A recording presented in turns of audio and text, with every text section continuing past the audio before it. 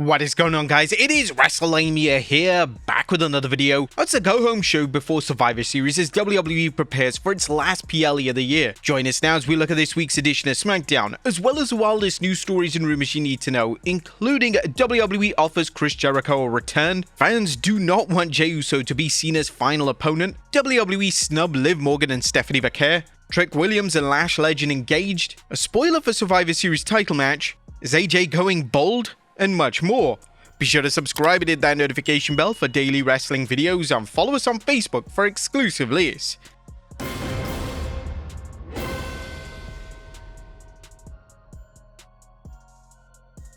Now, as always, we won't recap the show, but just look at the good, the bad, and the downright ugly. As always, we start off with the good as number 1, a solid traditional Survivor Series match. A last night's heated battle involving the team of Sami Zayn, Rey Fenix, the Motor City Machine Guns, and Shinsuke Nakamura against the MFTs was a reminder of what made the first Survivor Series so memorable. A collection of two teams with plenty to prove against each other and teams made up of some solid tag workers. While WWE lost its way over time by booking teams with little in common against seemingly random teams, last night's match suggests WWE could benefit by bringing at least one traditional Survivor Series match to the show that started it all rather than making it a sideshow on SmackDown.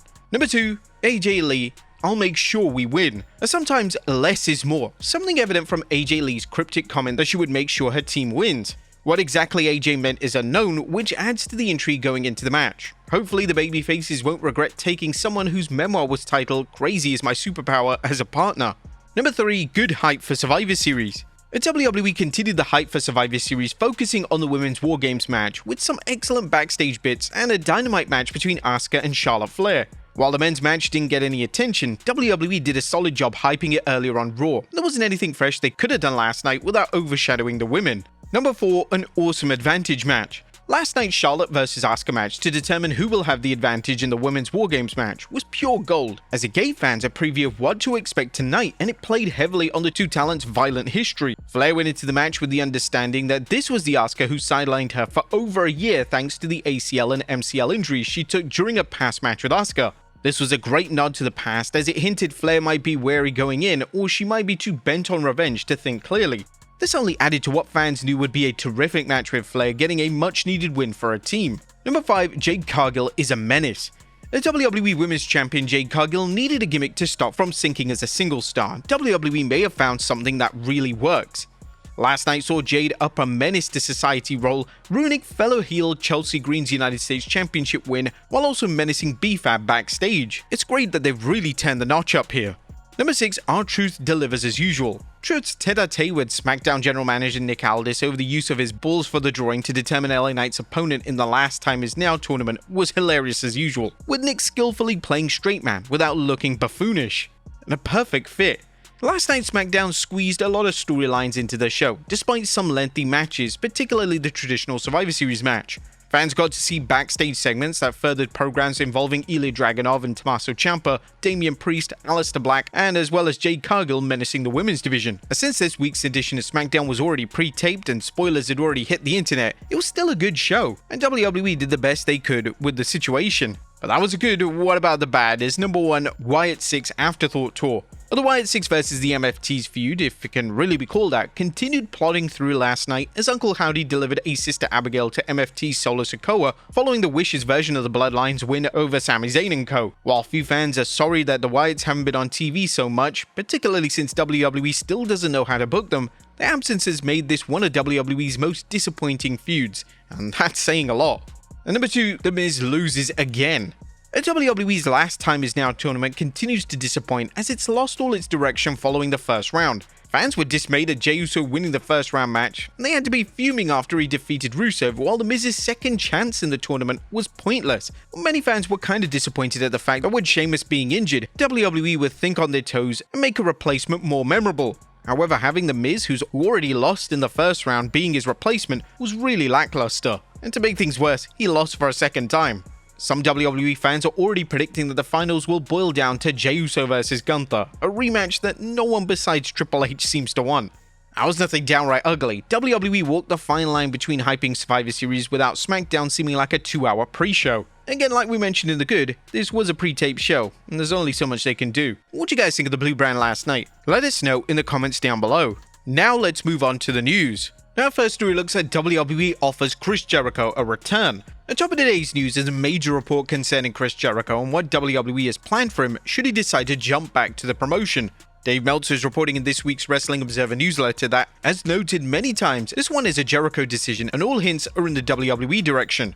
Another WWE has offered him a retirement storyline, and those in WWE have said that that's what they'd be interested in. Others expect him to be there early next year, but nothing is confirmed. Now, a retirement storyline would be very fitting for Jericho, and he could even enter the Hall of Fame next year. However, is his star power enough to be a headliner? Fans are expecting John Cena to be inducted next year, so we may not have it just yet.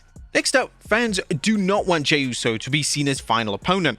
Things are getting really bad with JEY USO as the WWE Universe seems to have doubled down on the Jey hate, and it's the way WWE have been pushing him. JEY's had mixed reactions from the fans ever since winning the Royal Rumble and then going on to defeat Gunther for the World Heavyweight Championship at WrestleMania, has been criticized for everything from not deserving his top spot to fumbling moves in the ring. Now, the latest controversy concerns his advancing to the next round in the Last Time Is Now tournament, entering the semi-finals following his victory over Rusev. Currently, the number of dislikes on that video have reached 36,000, with only about nearly 8,000 likes. Next up, Roman Reigns' WrestleMania 42 opponent has been revealed. Now, an interesting story on WrestleMania 42 is making the rounds following this week's Wrestling Observer newsletter.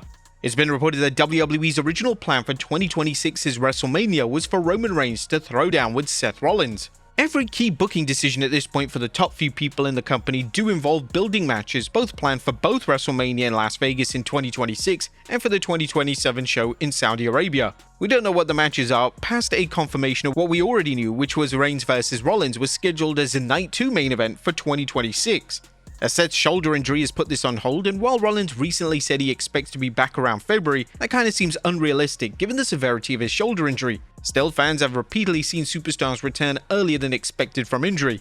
However, could it be too late at that point? Next up, WWE snubs Liv Morgan and Stephanie Vaquer. Now, it looks like the hype video for WrestleMania may have angered more fans than expected, as WWE's recent release featuring several top female talents had two big names missing. The video shows WWE superstars Rhea Ripley, Becky Lynch, Io Sky, Charlotte Flair, Tiffany Stratton, and Jade Cargill all dressed elegantly sitting down to dinner. And it was further hyped with the message that the WWE superstars are taking their seats at the table, even though one Twitter user mentioned that there's nothing on the place because Triple H can't cook, which was kind of funny. Conspicuous by their absence was current Women's World Champion Stephanie Vaquer and top talent Liv Morgan. Fans took to social media to rage, with comments like this showing up on X saying, "You represent only a handful of the women's locker room. Vaquer and Julia are nowhere to be seen, typical of WWE. And no Stephanie Vaquer." Liv Morgan, who was reportedly present at the shooting, didn't appear in the video, leading to one fan lamenting, "So why was Liv seen with the girls if she ain't in the ad and she was also all dressed up? Did they remove our part? What did they get her to shoot in the first place?" Liv Morgan's absence may be understandable given the fact that her return date is still unclear, and WWE likely knows more about when exactly she'll be able to lace up her boots again. However, with Vaquer, it's another matter, as a highly popular superstar has been nothing short of sensational since her entry into WWE, with Vaquer enjoying incredible success on NXT and Raw. Could her absence mean that WWE doesn't see her as a long-term project? Next up, Trick Williams and Lash legend engaged.